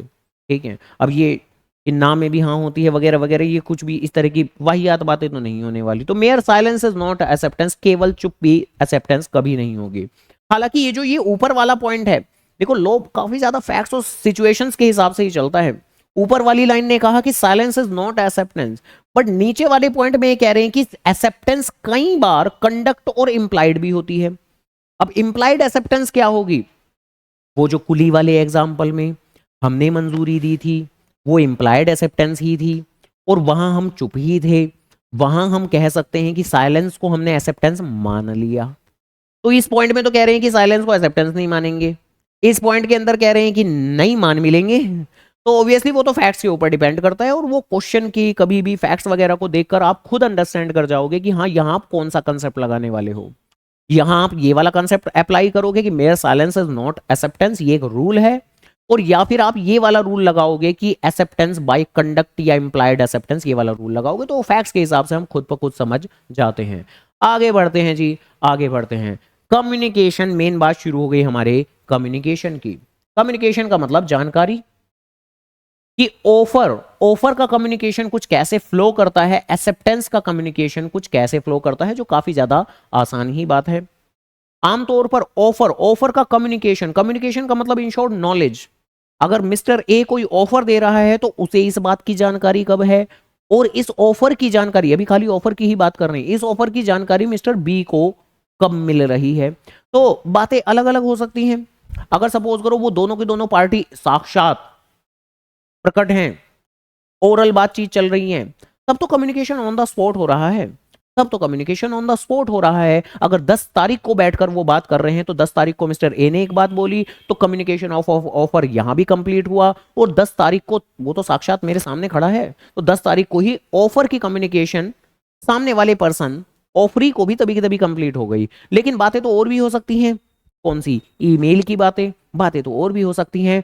पोस्ट की बातें, पोस्ट मतलब कोई लेटर वगैरह पोस्ट कर दिया हमने ऐसे करके, किसी दूसरी सिटी में रहता है सामने वाला ऑफरी जिसको हम ऑफर देना चाहते हैं। और जहां जिस सिचुएशन में, तो वही क्या अकाउंट्स की भाषा में बात करें तो टाइमिंग डिफरेंस कि टाइमिंग डिफरेंस आ जाएंगे, कि जहां हो सकता है कि हमने तो 10 तारीख को एक ऑफर दिया, ईमेल किया या कोई पोस्ट किया, लेटर भिजवा दिया, चिट्ठी भिजवा दी कि हाँ भाई मैं अपना मकान बेचना चाहता हूँ 5 लाख रुपए में, तो मैंने 10 तारीख को अगर भेजा, तो मेरी तरफ से जो ऑफर का कम्युनिकेशन मेरी तरफ से तो 10 तारीख को ही रहा। लेकिन सामने वाली पार्टी की तरफ से कब रहा? सपोज करो वो ईमेल पहुंच तो गया था, लेकिन उसने पढ़ा नहीं था उसने पढ़ा है बहुत बाद में, सपोज करो 18 तारीख को या 20 तारीख को, तो उसके लिए कम्युनिकेशन कब पूरा हुआ? 20 तारीख को या 18 तारीख को, जब वो ईमेल को रीड करेगा। हाँ, ईमेल सेंड तो तभी हो जाता है ऑब्वियसली, अगर 10 तारीख को उसने ईमेल भेजा तो ईमेल भेजने में तो टाइम नहीं लगता, तो ईमेल तो तभी की तभी भेज जाता है। तो क्या सेंड हो जाने से मैं उसको कम्युनिकेशन को कंप्लीट मान लेता हूं? तो जवाब है ना, कम्युनिकेशन कंप्लीट तब माना जाता है। और देखिए कम्युनिकेशन क्यों इतना ज्यादा रिलेवेंट है, बहुत रिलेवेंट है कम्युनिकेशन, क्योंकि इसी से ही केस स्टडी बनती है, इसी से ही फाइनल जजमेंट निकल के आता है। क्योंकि कई बार ऐसा हो सकता है, कैसा हो सकता है कि अगर सपोज करो 10 तारीख को हमने ईमेल भेजा, और वो ईमेल पहुंच तो तभी गया था, लेकिन उसने 18 तारीख को पढ़ा, तो अब ऐसी सिचुएशन में हो सकता है वो 18 तारीख को रिप्लाई करे। अगर बाय चांस पहली सिचुएशन 10 तारीख को मैंने ईमेल भेजा, 18 तारीख को उसने रीड किया और उसने तुरंत मुझे रिप्लाई कर दिया कि yes I agree to buy your house, okay done, contract बन गया, तभी के तभी मान के चले। लेकिन जरा आराम से, 10 तारीख को मैंने एक ईमेल भेजा कि मैं अपना मकान बेचना चाहता हूं, और ऑब्वियसली उसने तो बाद में 18 तारीख को भेजा। बीच में 12 तारीख को या 15 तारीख को मेरा मन बदल गया, और मैंने उस घर को किसी दूसरे को ही बेच भी दिया। वो मिस्टर बी तो बहुत स्लो है, उसने अभी तक ईमेल ही नहीं रीड किया। तो बीच में 12 या 15 तारीख को मैंने उस मकान को किसी दूसरे मिस्टर सी को बेच भी दिया। बाद में 18 तारीख को ये मिस्टर बी मेल पढ़ रहा है, और फिर मेल का रिप्लाई कर रहा है क्या, कि मैं खरीदना चाहता हूं आपका मकान। फिर मिस्टर ए ने ऑब्वियसली रिप्लाई किया होगा, कौन सा मकान, वो तो बिक भी गया। फिर मिस्टर फिर से बी कहेगा कि हैं बिक भी गया, तो मुझको मेल किया क्यों था? तो ये तो बोल देगा मैंने मेल किया तो बेचने के लिए ही था, आपने टाइम से नहीं देखा। तो उसने कहा कि तो आपको मुझे बताना भी तो चाहिए था, देखा जाए तो, लेकिन आपने नहीं बताया। तो आपने तो ऑफर दिया था, मैंने तो एक्सेप्ट कर लिया, हमारे बीच में तो कॉन्ट्रैक्ट बन गया, मैं तो आप कोर्ट में घसीटूंगा। तो क्या कर सकता है? तो ऑब्वियसली नहीं कर सकता। और लीगैलिटी के पॉइंट ऑफ व्यू से क्यों नहीं कर सकता? क्योंकि ऑफर जैसे ही सामने वाली पार्टी को अगर कम्युनिकेट हो जाता है और वो अगर एक्सेप्टेंस दे देता है तब तो आप मुकर नहीं सकते, लेकिन उसके कम्युनिकेट होने से पहले ही अगर आप ऑफर रिवोक करना चाहो, सारी बातें हैं ऑफर रिवोकेशन को लेके कि आपने एक ऑफर दे तो दिया है, बट ऑफर देना कोई गुनाह नहीं है, ऑफर देकर आप वापस भी ले सकते हो, लेकिन पूरा होने से पहले, एक्सेप्ट होने से पहले, जैसे कि हम पीछे भी बात कर रहे थे। तो ऑफर कि कम्युनिकेशन इसलिए काफी ज्यादा रिलेवेंट बन जाती है। हाँ, अगर ओरल ही बातें चल रही हैं तब तो कम्युनिकेशन ऑन द स्पॉट होता है, तभी की तभी होता है, लेकिन अगर ईमेल से हो रहा है, लेटर्स चिट्ठियों के जो कि है थ्रू हो रहा है, तब टाइमिंग डिफरेंसेस आ जाते हैं, जिसमें फिर फर्दर हमारी काफी केस स्टडीज बन जाती हैं। तो देखिए, आमतौर पर सबसे पहले बारी बारी से बात पढ़ते हैं। सबसे पहले कम्युनिकेशन ऑफ ऑफर की, जहां communication of offer is complete when it comes to the knowledge, जब ये जानकारी में आ जाएगा किसके, to the person to whom it is made. अब वो जानकारी में हो सकता है ओरल बातें आ रही हैं तो तभी के तभी आ जाएगा, और अगर ईमेल के जरिए आ रही हैं तो थोड़ा लेट हो सकता है। तो अब यहां पर एक छोटा सा एग्जांपल, जहां ए कह रहा है, प्रपोजल दे रहा है मिस्टर बी को, और बाय पोस्ट वो ये बात बोल रहा है कि मैं अपना घर 5 लाख रुपए में बेचना चाहता हूं। If the letter containing the offer is posted, कब पोस्ट किया गया, 10 मार्च को पोस्ट किया गया, और लेटर जो पहुंचा है बी के पास में वो 12 तारीख को पहुंचा है। तो ऐसे में कम्युनिकेशन कब मान लिया जाएगा, तो वो 12 तारीख को मान लिया जाएगा। तो देखिए, फिलहाल इस एग्जांपल में तो बस इतनी ही बातें बोली हैं कि कम्युनिकेशन माना कब जाएगा, कि मैंने 10 तारीख को भेजा, सामने वाली तारीख को 12 तारीख को मिला, तो 12 तारीख को पूरा माना जाएगा कम्युनिकेशन की हाँ सामने वाली पार्टी के पास 12 तारीख तक पहुंच चुका है। मैं फिर फर्दर ये बातें भी एक्सप्लेन कर चुका हूं कि ये बातें पढ़ क्यों रहे हैं हम लोग। तो ये बातें इसलिए ही पढ़ रहे हैं हम कि बिफोर कम्युनिकेशन आप अपने ऑफर को रिवोक भी कर सकते हैं। इन्होंने फिलहाल यहां पर ये वाली बातें नहीं लिखी हैं। खैर, देन इसके बाद में आगे कम्युनिकेशन ऑफ एक्सेप्टेंस भी है। अब ये जो अभी तक की हमने सारी सारी बातें की हैं, ये तो ऑफर की थी कि ऑफर का कम्युनिकेशन मुझे तो पता ही है, मेरी तरफ से कम्युनिकेशन तो तभी पूरा हो गया, लेकिन सामने वाली पार्टी के पास कब होगा कम्युनिकेशन कंप्लीट, जब उसकी नॉलेज में आ जाएगा। ये तो बात हुई ऑफर की। देन इसके बाद बात अगली चलेगी एक्सेप्टेंस की। एक्सेप्टेंस का कम्युनिकेशन, तो एक्सेप्टेंस का कम्युनिकेशन की भी तो वही तो बात रहेगी, वही नहीं रहेगी कि एक्सेप्टेंस का कम्युनिकेशन, मंजूरी का कम्युनिकेशन आप सामने वाले को कम्युनिकेट करोगे, ऑफरर को कम्युनिकेट करोगे, अगेन या तो बोलकर कम्युनिकेट करोगे या ईमेल के जरिए कम्युनिकेट करोगे। अगर बोलकर कम्युनिकेट करोगे, वो साक्षात तुम्हारे सामने खड़ा है, तो on the spot communication complete हो जाएगा। लेकिन अगर ईमेल के जरिए करोगे तो हो सकता है टाइमिंग डिफरेंसेस आ जाएं आपके। तो जरा आराम से यहां पर अलग अलग चीजें पढ़नी है। क्या बोल रहे हैं कि यहां पर दो इश्यूज हैं आपके डिस्कशन और अंडरस्टैंडिंग को लेकर। दे आर क्या क्या, modes of acceptance and when acceptance is complete. तो मोड्स ऑफ एक्सेप्टेंस यानी आप एक्सेप्टेंस दोगे कैसे, कि भाई आप वाकई में इस चीज को मंजूरी दे रहे हो तो दोगे कैसे। तो यहां पर इन्होंने लिखा हुआ है by any act, by omission. Omission क्या होता है, हाँ, बाकी ओमिशन को अकाउंट्स में तो हम ऐसे ही लेते हैं कि भूल जाना, बट टेक्निकली ओमिशन का मतलब भूल जाना नहीं, बल्कि किसी चीज को ना करना, किसी काम को करना, डू, किसी काम को ना करना, गलती से ना करना, किसी काम को ना करना, डेलिबरेटली ना करना, ओमिट कर देना, ना करना, किसी काम को ना करना। अब जरा आराम से, तो यहां पर यही कह रहे हैं कि कम्युनिकेशन बाय एक्ट। अब सपोज करो ऑफर के अंदर आपको ये बोला गया था कि हाँ भाई मैं आपको 5 लाख रुपए दूंगा, आप मेरे लिए बदले में ये काम करना। ऑफर के अंदर बोला गया था कि मैं आपको 5 लाख रुपए दूंगा, आप मेरे लिए ये काम करना।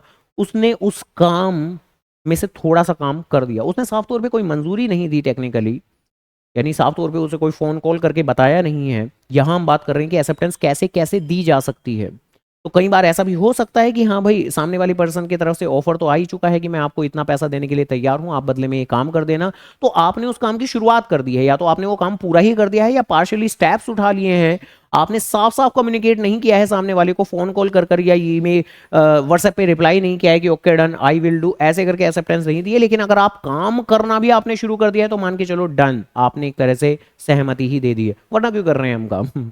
तो काम करके भी आप सहमति दे सकते हो। और हम जानते हैं कि ऑफर के अंदर कई बार ये भी तो बोला जाता है कि मैं आपको पैसे दूंगा, किस लिए, कि आप ये काम नहीं करोगे। तो ऑफर के अंदर हम जानते हैं टू डू या एब्सटेन फ्रॉम डूइंग समथिंग। तो कुछ काम करने की या कुछ काम ना करने का ऑफर कई बार दिया जाता है। तो जब कुछ काम ना करने का ऑफर दिया जाएगा, भाई कुछ काम करने का ऑफर दिया गया था तो एक्सेप्टेंस कैसे थी, कुछ काम करके। अगर उसने ऑफर ही दिया है कुछ काम ना करने का, तो मैं भी क्या करूंगा, मैं वो काम नहीं करूंगा। अगर मैं वो काम नहीं करूंगा तो एक तरह से मंजूरी ही हुई। तो उसी चीज को इन्होंने लिखा हुआ है कि कम्युनिकेशन ऑफ एक्सेप्टेंस हो जाएगी अगर आप ओमिट कर दोगे उस काम को करना। किस काम को करना, जो ओरिजिनली ऑफर के अंदर बोला गया था कि भैया ये काम नहीं करोगे आप, बिल्कुल नहीं करोगे, अगर ये काम नहीं करोगे मैं आपको पैसा दे दूंगा। जैसे कि मैं आपको हायर कर रहा हूं एक सिंगर के तौर पे, आप मेरे थिएटर के अंदर गाना गाओगे, तो कुछ करने का भी पैसा दिया जा रहा होगा, कुछ ना करने का भी पैसा दिया जा रहा होगा, और मे भी हो सकता है कि सेपरेट सेपरेट भी पैसा दिए जा रहे हो। ठीक है जी। तो कुछ ना काम करने के पैसे जो दिए जा रहे होंगे, जैसे ही वो दूसरे थिएटर्स के अंदर अगर नहीं जा रहा होगा तो डन, एक तरह से उसने एक्सेप्टेंस दे दी है। कई बार एक्सेप्टेंस कैसे दी जा सकती है, कई बार काम करके, कई बार काम ना करके, और कई बार आपका कंडक्ट बिहेवियर, वही वाली बात, बार बार वही वाली बात, ये कई बार अपने कंडक्ट से, बिहेवियर से, गेस्चर से, एक्सप्रेशंस आप ऐसे देते हो, साफ तौर पर नहीं बता रहे हो, लेकिन आपका कंडक्ट कुछ ऐसा रहेगा कि सामने वाले को और फैक्ट्स के हिसाब से कोर्ट जजेस को भी साफ तौर पे लग जाएगा कि हाँ जी बिल्कुल एक्सेप्टेंस तो हो चुकी है। तो जैसा कि हमने कहा था यहाँ पर दो बातें हैं। पहला, मोड ऑफ एक्सेप्टेंस, कैसे कैसे एक्सेप्टेंस दी जा सकती है, तो कुछ काम करके, कुछ काम ना करके, और ये अपने कंडक्ट के तहत। और दूसरा, एक्सेप्टेंस को कंप्लीट मानेंगे कब, यानी इसमें कुछ टाइम की बात होने वाली है, किस वक्त पर आप एक्सेप्टेंस को कंप्लीट मान लेंगे। जहां पर यहां पर दो हिस्सों में बातें की हुई हैं, as against the proposer, as against the acceptor. तो जरा आराम से, issue of when communication of acceptance is complete, यानी acceptance, communication of acceptance complete आप मान लोगे तो एज अगेंस्ट द प्रोपोजर। अब प्रोपोजर कौन होता है वो तो हम जानते हैं, ऑफरर होता है, और एक्सेप्टर कौन होता है, जो एक्सेप्टेंस देता है। तो ठीक है जी, ओके। लिखा हुआ है as against the proposer when it is put in the course of a transmission to him so has to be put out of the power of the acceptor to withdraw the same। क्या कहेगा ये, पढ़ो पढ़ो पढ़ो, ध्यान से पढ़ो, थोड़ा सा खुद से भी लैंग्वेज का मीनिंग निकालना सीखें।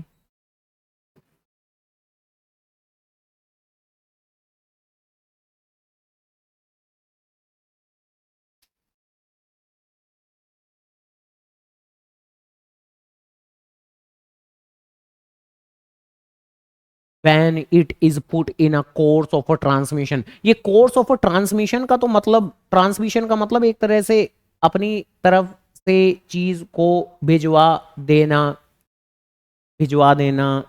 हालांकि यहाँ कोई सामान नहीं भिजवा रहे हैं बल्कि कोई बात भिजवा रहे हैं, यानी शायद कोई लेटर भिजवा रहे हैं या कोई व्हाट्सएप पे मैसेज भिजवा रहे हैं। जैसे कि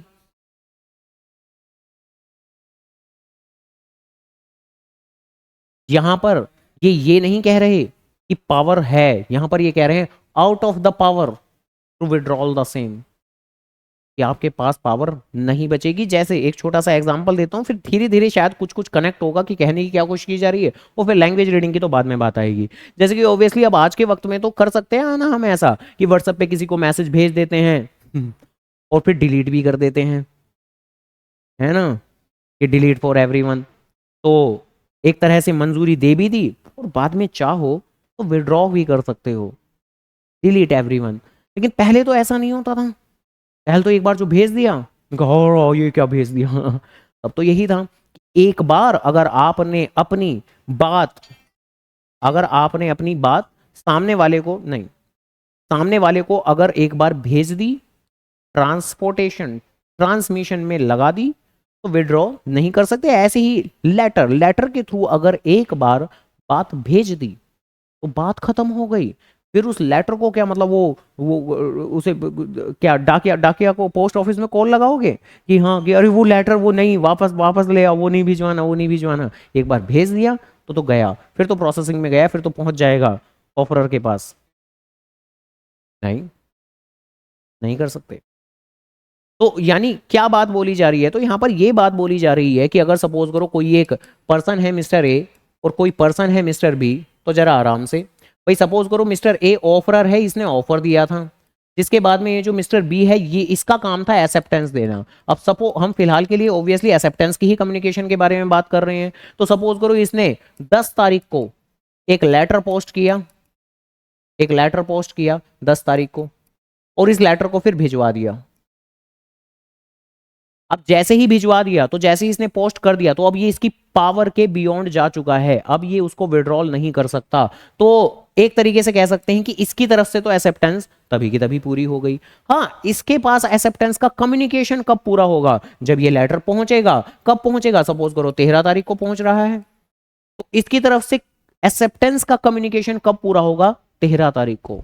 हाँ, इसकी तरफ से एक्सेप्टेंस का कम्युनिकेशन तभी पूरा हो गया व्हेन इंफॉर्मेशन इज पुट, जब इंफॉर्मेशन रख दी गई कहां, इन अ कोर्स ऑफ ट्रांसमिशन, जिस भी जरिए से आप इस इंफॉर्मेशन को ट्रांसमिट कर रहे हो। इंफॉर्मेशन की दुनिया में इंफॉर्मेशन के भिजवाने को ट्रांसमिट कहते हैं। आप रेडियो के जरिए भिजवा सकते हो, उसको भी ट्रांसमिशन कहते हैं। आप व्हाट्सएप के जरिए भिजवा सकते हो, उसको भी ट्रांसमिशन कह सकते हैं। ईमेल के जरिए भिजवा सकते हो, लेटर के थ्रू भिजवा सकते हो। तो व्हेन इट इज पुट, यहां इट वर्ड का मतलब क्या है कि आपने अपनी जो मंजूरी की जो इंफॉर्मेशन है उसे पुट कर दिया in the course of a transmission to him, so as to be, जिससे कि अब ये आपकी पावर के बाहर आ जाएगा कि आप उस एक्सेप्टेंस को विड्रॉ कर सको।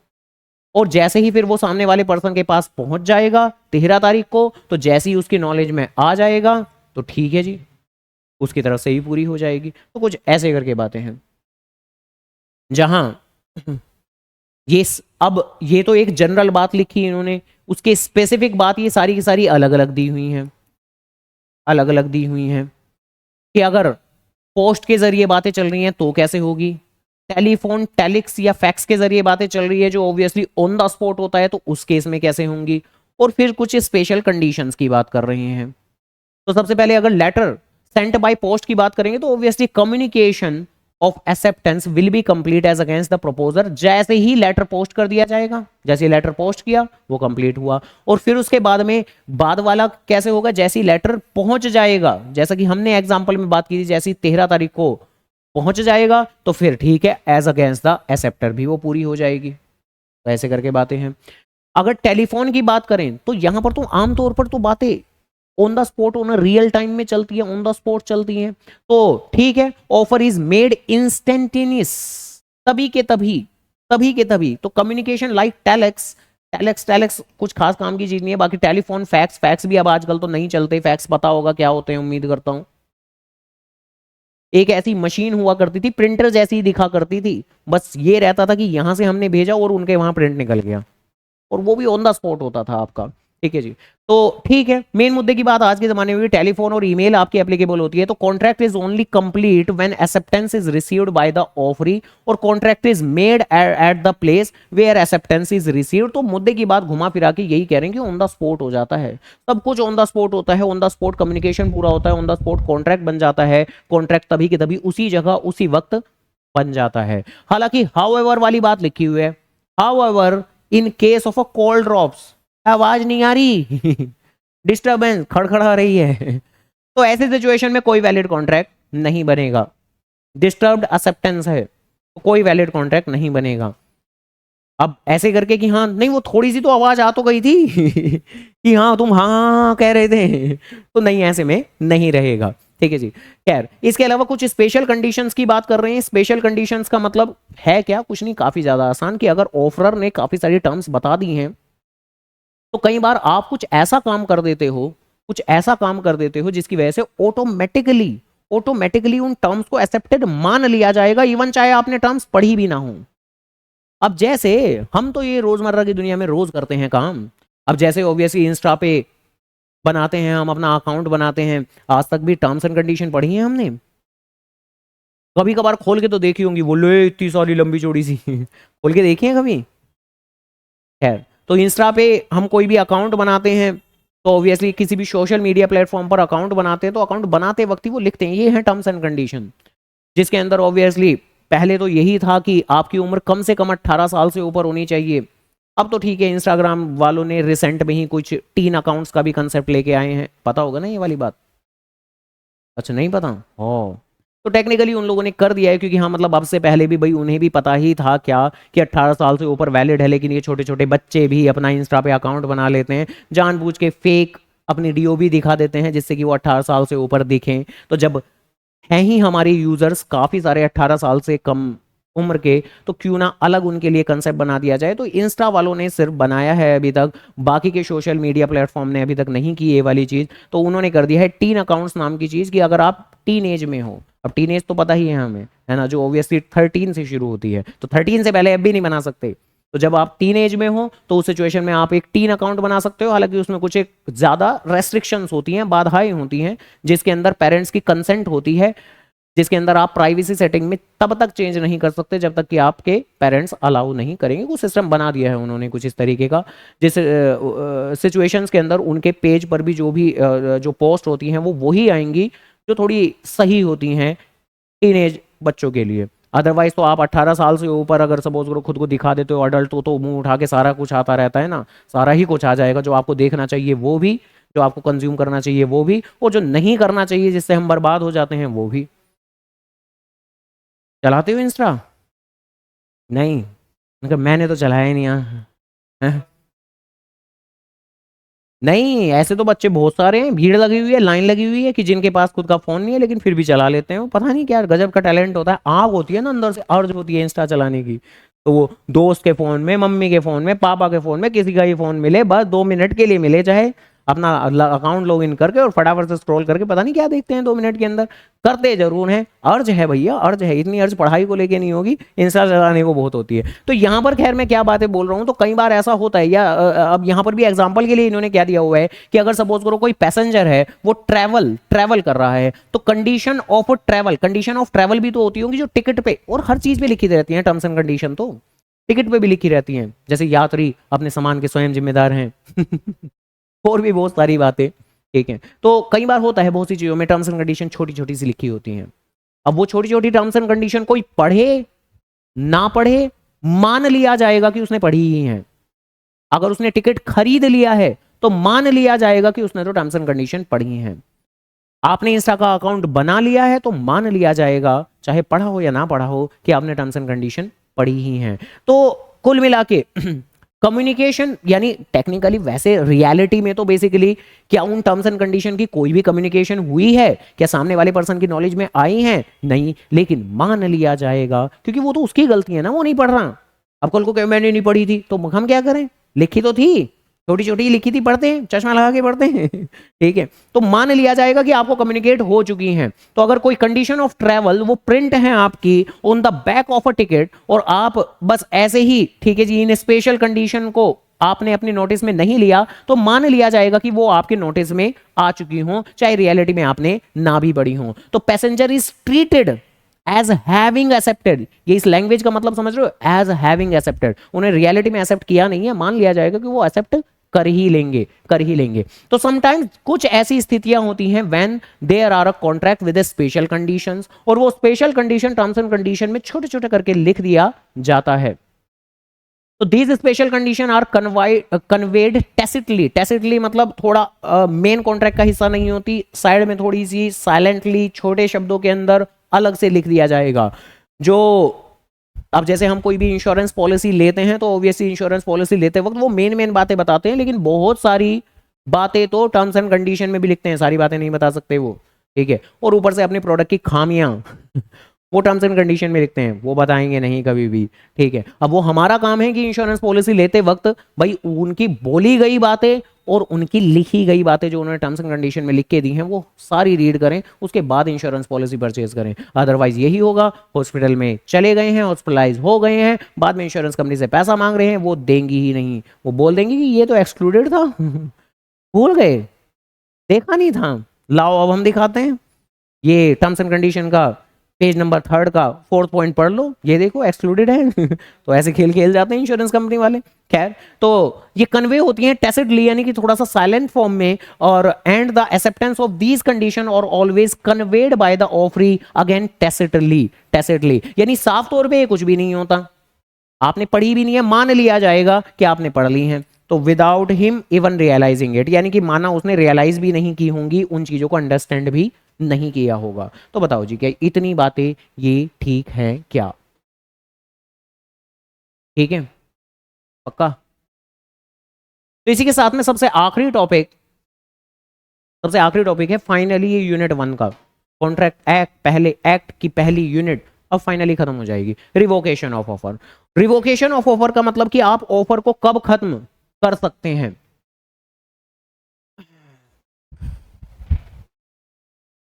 टाइप ऑफ एक्सेप्टेंस तो वही बात खत्म हो गई थी कि ये यहां पर इंप्लाइड कर सकते हो, एक्सप्रेस कर सकते हो, बस यही है और उसमें कुछ नहीं है। टाइप ऑफ ऑफर जरूर है, टाइप ऑफ एक्सेप्टेंस नाम का कोई टॉपिक नहीं है। ये जनरल बातें पढ़ें एक बार पहले।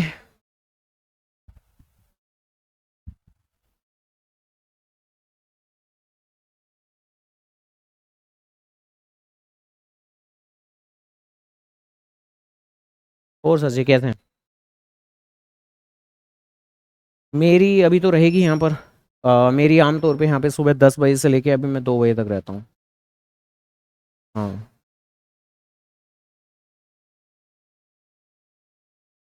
बाकी अभी तो कुछ टाइम बाद तो फ्री हो जाएंगे क्योंकि सीयूटी की बाकी तो 10 से 12 ही मान के चलें, क्योंकि वो सीयूटी वालों का तो मैं मेनली ऑफलाइन ही पढ़ा रहा हूँ।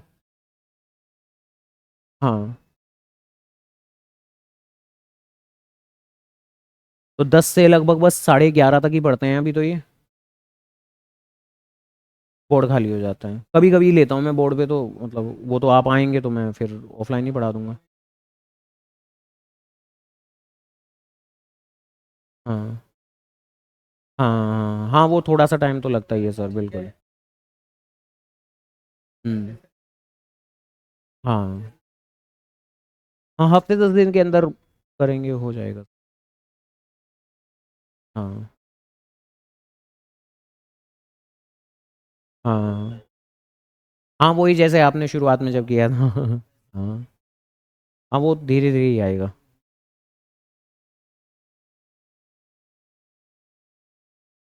हाँ हाँ, लगभग 60।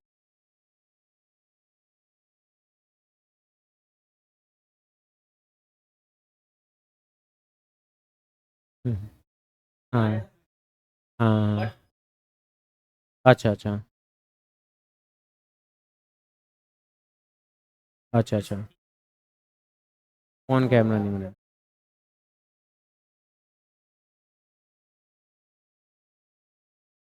हाँ हाँ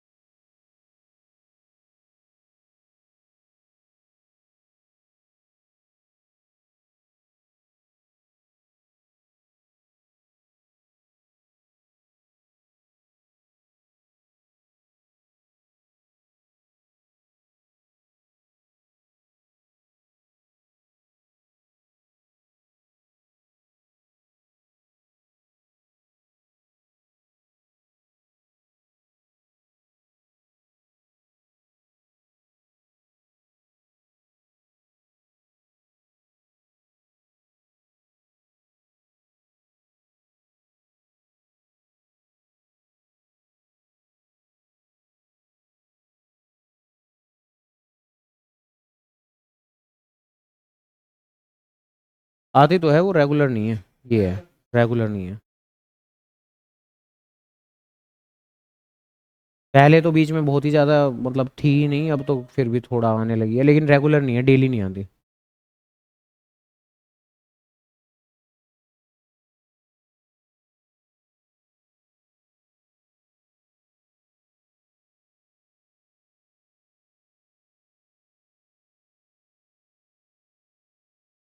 हाँ जी। ये कुछ पढ़ा? हाँ हाँ, बिल्कुल। पुराने वाली ही तो लाइन लिखी है, जहाँ बेसिक सी एक तो ये जो काफ़ी ज़्यादा ज़रूरी और काफ़ी ज़्यादा आसान बात है कि आम तौर पर क्या कहानी है। तो आम तौर पर एक ऑफरर के पास में हक है कि वो रिवोक कर सकता है। रिवोक का मतलब खत्म कर सकता है फिनिश कर सकता है। हालांकि ये फिनिश जैसे वर्ड मैंने लिख दिए हैं, आप लोगों को कभी भी नहीं लिखने, ध्यान रखिएगा। तो offerer can finish, can revoke his offer, खत्म कर सकता है before it is accepted. Accept हो गया तो कॉन्ट्रैक्ट ही बन गया, मान के चलें, क्योंकि कंसिडरेशन भी होगी, एनफोर्सेबिलिटी भी होगी, सब कुछ होगा। तो इफ ही डज सो, अगर वो ऐसा करता है, कैसा करता है, अगर वो रिवोक करता है, और फिर offeree, offeree can not create, बाद में वो नहीं बोल सकता कि हाँ भाई मैंने तो मंजूरी दे दी, काहे की मंजूरी दे दी, जब मैं ही जिस चीज को खत्म कर चुका, जो चीज इस दुनिया में है ही नहीं, उस चीज की मंजूरी तुम कैसे दे सकते हो। तो ऑब्वियस सी बात है, can not create a contract by accepting the revoked offer. जो चीज मर चुकी है, मर ही तो, मतलब एक तरह से यही तो है, जो ऑफर मर चुका है उसके ऊपर मंजूरी कैसे दे सकते हो आप। तो ऐसे करके बातें हैं, ठीक है जी। यहां कुछ ये ऑक्शन वाली बातें कर रहे हैं कि एक bidder at the auction sale में withdraw revoke his bid before it is accepted by auctioneer by fall of hammer. ये वाली बात आई समझ में। जैसे कि ऑब्वियसली अगर हमने कोई बोली लगाई 10 लाख, और फिर जो ऑक्शनर होता है वो होता है ना कि ठीक है 10 लाख, 10 लाख वर्मा जी ने बोली लगाई है, 10 लाख एक, 10 लाख दो, लेकिन बीच में ही मैं बोल पड़ा कि नहीं नहीं नहीं 10 लाख थोड़ा ज्यादा हो गया, नहीं नहीं 10 लाख नहीं। हाँ बाई चांस 3 हथौड़े पड़ गए तो खत्म हो गई बात, फिर तो एक्सेप्टेंस हो गई। लेकिन 3 हथौड़े पड़ने से पहले ही अगर वो चाहे, क्योंकि वो ऐसी सिचुएशन में वो सामने वाले वर्मा जी ही ऑफर दे रहे हैं 10 लाख रुपए का, तो वो उससे पहले ही, एक्सेप्टेंस से पहले ही, फॉल ऑफ हैमर से पहले ही अपना ऑफर रिवोक भी कर सकते हैं, खत्म भी कर सकते हैं कि नहीं नहीं नहीं 10 लाख नहीं, ये सब के सब चुप क्यों बैठे हैं, यानी मैं शायद जरूरत से ज्यादा पैसा बोल रहा हूं, मैं शायद ज्यादा महंगा खरीद रहा हूं इस चीज को, तो वो अपना ऑफर रिवोक कर सकते हैं।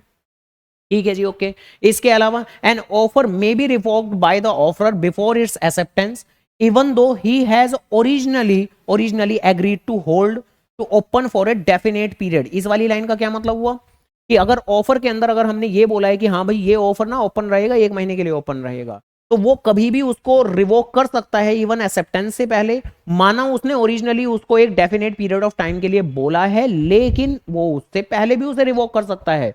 30 दिन तक बोल देने से इसका मतलब ये नहीं कि 30 दिन से पहले वो उसको रिवोक नहीं कर सकता, बेशक कर सकता है रिवोक। तो इस पॉइंट के अंदर ये वाली बातें चल रही हैं। ऊपर वाली पॉइंट बातें तो दोबारा से नॉर्मल है हमारी। देन इसके बाद में अगेन सेम बात, बार बार, कैन एक्सेप्टेंस टू ऑफर, मंजूरी दोगे कब, तो देनी पड़ेगी आपको बिफोर ऑफर लैप्स, ऑफर खत्म होने से पहले।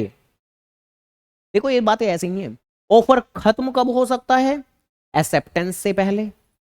एक्सेप्टेंस कब दी जा सकती है, ऑफर खत्म होने से पहले। तो पिछले पेज पे हमने ये पढ़ा था कि बेसिकली एक्सेप्ट जो कि है ऑफर खत्म कब हो सकता है, बिफोर एक्सेप्टेंस। अब इस पेज पे हम पढ़ रहे हैं कि एक्सेप्टेंस कब दी जा सकती है, तो ऑफर खत्म होने से पहले। तो ये तो एक बहुत इंपॉर्टेंट बात हो गई ना कि ऑफर खत्म कब हो रहा है, क्योंकि भाई ये जो एक्सेप्टर है इसके ऊपर जिम्मेदारी है एक्सेप्टेंस देने की, तो इसके लिए एक पॉइंट है, क्या पॉइंट है, ऑफर खत्म होना। तो ऑफर खत्म होने से पहले इसे एक्सेप्टेंस देनी है, तो ये तो बहुत इंपॉर्टेंट पॉइंट है ऑफर खत्म होना। तो इसी कारण से एक सबसे आखिरी आखिरी आखिरी टॉपिक हमारा यही बन जाता है, रिवोकेशन ऑफ ऑफर, जिसमें किस किस तरह से आप ऑफर को रिवोक कर सकते हो। हालांकि एक इंपॉर्टेंट बात ये भी है यहां पर हमारी, क्या कि जो law relating to revocation of offer है, revocation of offer is same in India as in England. ये इंग्लैंड कहां से आ गया बीच में, तो ऑब्वियसली इसलिए आ गया क्योंकि हम लोग जानते हैं कि हमारे ऊपर एक जमाने पहले जिन्होंने राज किया था वो कौन थे, इंग्लैंड वासी ही थे, ब्रिटिशर्स ही थे। और ऑब्वियसली उन्होंने ही सबसे पहले हमारी कंट्री के अंदर लॉ को एस्टेब्लिश किया था। उससे पहले तो राजा महाराजा जो मर्जी मन में आए कानून बना दिया करते थे, लेकिन एक प्रॉपर लॉ, एक गवर्नमेंटल सिस्टम उन्हीं लोगों ने एस्टेब्लिश किया था। उन्हीं लोगों ने ही ये कॉन्ट्रैक्ट एक्ट 1872, ऑब्वियसली अंग्रेज ही तो थे उस दौरान। तो बेसिकली कॉन्ट्रैक्ट एक्ट और इस तरह की काफी सारे कानून तो ऑलरेडी एस्टेब्लिश हो चुके थे उसी अंग्रेजों के जमाने में। बाद में जब हमारी कंट्री इंडिपेंडेंट हुई तो काफी सारे कानून तो हमने एज इट इज जैसे थे वैसे के वैसे ही ले लिए, थोड़े बहुत में बदलाव किए और थोड़े बहुत का नाम बदल दिया, जैसे कि कॉन्ट्रैक्ट एक्ट का नाम बदल के इंडियन कॉन्ट्रैक्ट एक्ट रख दिया है ना, इंडिया को एम्फसाइज करने के लिए। बट ये जो हमारे लॉ का फाउंडेशन है, बेस नींव रखी गई है, तो वो तो इंग्लिश लॉ की मदद से ही रखी गई है। तो काफी सारी चीजें हैं जो कि इंग्लिश लॉ में जैसी हैं, ब्रिटिशर्स के लॉ में जैसी हैं, वैसी एज इट इज हमारे में है। क्या कुछ बातें अलग भी हो सकती हैं, हाँ अलग भी हो सकती हैं। फिलहाल के लिए ये कह रहे हैं ये जो रिवोकेशन ऑफ ऑफर की बात है ये इंडिया और इंग्लैंड की बिल्कुल सेम है, but the law relating to revocation of acceptance revocation of acceptance ये थोड़ी सी अलग है, ये थोड़ी सी अलग है। अब वो क्या अलग है जरा सुने। In English law, in English law एक वक्त जब पर्सन एक्सप्रेस करता है अपनी एक्सेप्टेंस ऑफ एन ऑफर, तो उसी वक्त कॉन्ट्रैक्ट कंक्लूड हो जाता है। यानी इस चीज को कंक्लूड करूं मैं, जैसे यहां पर हमने एग्जांपल के लिए लिया था कि 10 तारीख को आपने लेटर भेजा, तो आपने 10 तारीख को अपना एक एक्सप्रेशन दिया कि हाँ भाई मैं इस चीज को एक्सेप्ट करना चाहता हूं, तो इंग्लिश लॉ में 10 तारीख को ही खत्म, टाटा बाय बाय, एक्सेप्टेंस पूरी हो गई, कॉन्ट्रैक्ट तभी के तभी बन गया। But in Indian law acceptance का कम्युनिकेशन कंप्लीट होगा जब वो 13 तारीख को वहां लेटर पहुंचेगा, उसकी भी जानकारी में बात आ जाएगी, तब कॉन्ट्रैक्ट बनेगा। तो ये बात अलग है। तो इंग्लिश लॉ के अंदर तो जैसे ही एक पर्सन एक्सप्रेस करता है अपनी एक्सेप्टेंस, तो कॉन्ट्रैक्ट तभी के तभी कंक्लूड हो जाता है, तभी के तभी बन जाता है।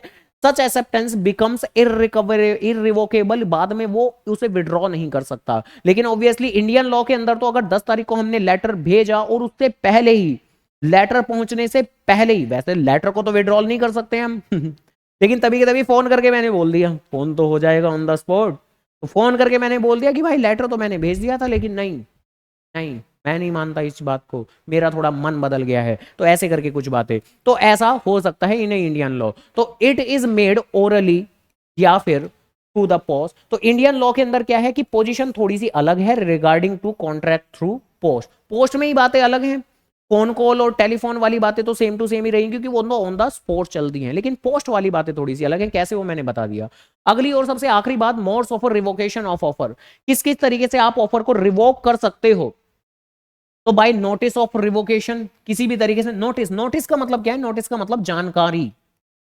कैसे भी करके आप सामने वाली पार्टी को जानकारी दे दो, कम्युनिकेट कर दो कि भाई मैं अपना ऑफर विड्रॉ कर रहा हूं। फोन पे जानकारी दे दो, व्हाट्सएप पे जानकारी दे दो, ईमेल पे जानकारी दे दो, अपने बिहेवियर से जानकारी दे दो, कैसे भी जानकारी दे दो, जानकारी दे दो। बाय क्या होता है कम्युनिकेशन, बातचीत। तो बातचीत में क्या दी जाती है, गॉसिप्स, वो तो बातें नहीं करेंगे हम। यहां पर कम्युनिकेट, जैसे कहीं भी लिखा हुआ होगा लॉ के अंदर कि हाँ this is communicated to this person, तो इस बात का मतलब क्या है।